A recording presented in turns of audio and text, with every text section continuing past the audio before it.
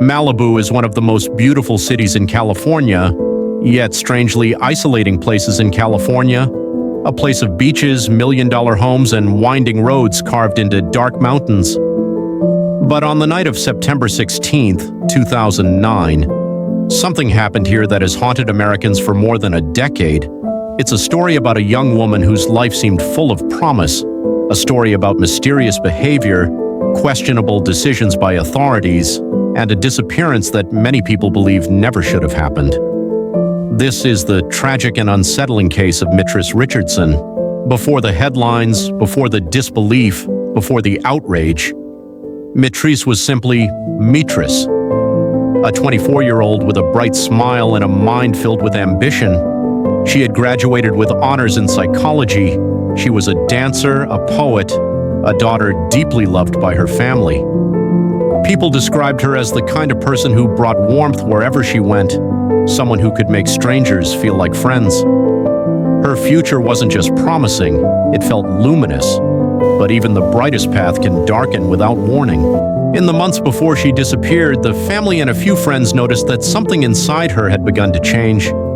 She posted things online that seemed out of character, short, elliptical messages and entries in personal journals that suggested sleepless nights and a mind racing with unusual thoughts. Those notes were later reviewed by mental health professionals involved in the case and cited as evidence that she might have been suffering a severe episode, perhaps related to bipolar disorder or extreme sleep deprivation. These changes did not read like danger at first. They read like a person fraying at the edges. That evening, Mitrice drove to Jeffrey's restaurant, one of the most luxurious dining spots in Malibu. But the person who walked through those doors wasn't the Mitrice her family knew. Staff saw a woman behaving in ways they couldn't understand. They described her as laughing to herself, speaking in strange poetic sentences, behaving as if she were in a dream, at times frightened, at times euphoric. One employee said it was like she was drifting between reality and something else entirely. When the bill arrived, Mitrice couldn't pay it. She claimed her friends would cover it. She talked about space, astrology, and messages from the universe. Deputies from the Lost Hills/Malibu Sheriff's Station were called. They evaluated her and reported no signs of intoxication or drug use. Still, because of her confused state and an unpaid bill, she was taken into custody and brought up the canyon to the station. At the station, Mitrice's mother called, frantic and pleading. She asked officers to hold her daughter overnight, to keep her safe until someone could come retrieve her in the morning.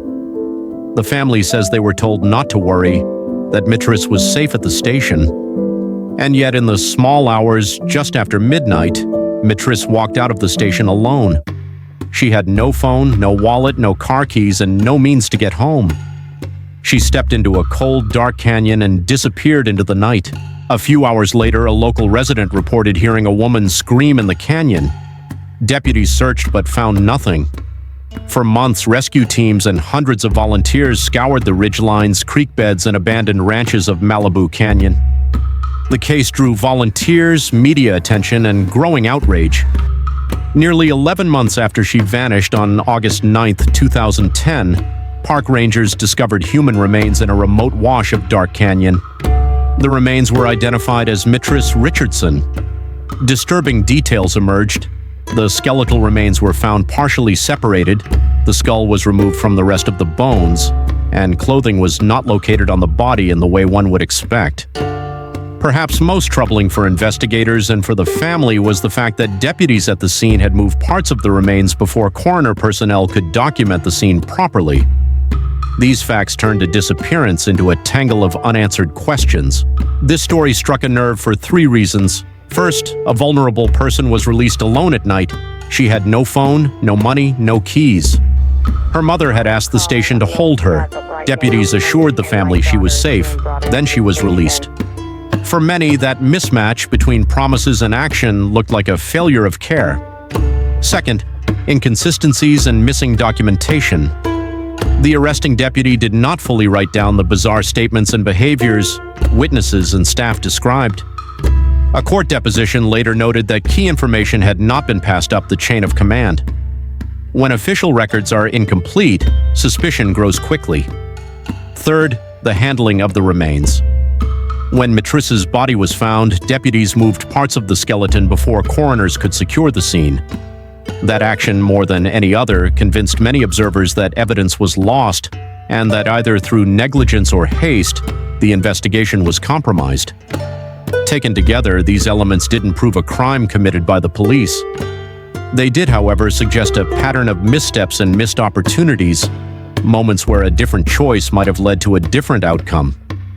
When we step back from rumors and listen to facts, three plausible theories remain: a severe mental health episode leading to accidental death. The notebooks and eyewitness accounts support that Mitrice may have been sleep-deprived, emotionally unstable, and disoriented. It is possible she walked into rugged terrain, became lost, and succumbed to exposure. Yet this theory struggles to explain why skeletal elements were separated and why clothing was missing in a way that didn't look like simple decomposition. Foul play by a third party. The scream reported by a resident in the morning, the remote location of the remains, and the history of criminal activity in nearby properties leave room for the possibility that someone else harmed her. No suspect was ever charged, and no clear forensic evidence publicly tied a perpetrator to the scene. A tragedy compounded by police decisions. This is not an accusation of murder by deputies. It is an argument that institutional choices, releasing a vulnerable person at midnight, failing to secure evidence properly, and incomplete reporting, turned a difficult situation into a catastrophe. Many Americans find this the most convincing explanation because it explains both the disappearance and the public anger that followed. Each theory leads us to different questions about how the system treats people in crisis, how evidence is preserved, and how accountability is enforced when procedures fail. In the end, Mitrice Richardson was far more than a case file or a headline. She was a daughter, a friend, a scholar with dreams, a young woman whose life should have mattered to the very systems designed to keep her safe. If her story leaves us with anything, let it be a deeper compassion for those who seem lost or vulnerable, a call for better protocols, and a remembrance of Mitrice that is human, not sensational. May she rest in peace. And this has been Real Case Stories. Thank you for watching, and I'll see you in the next video.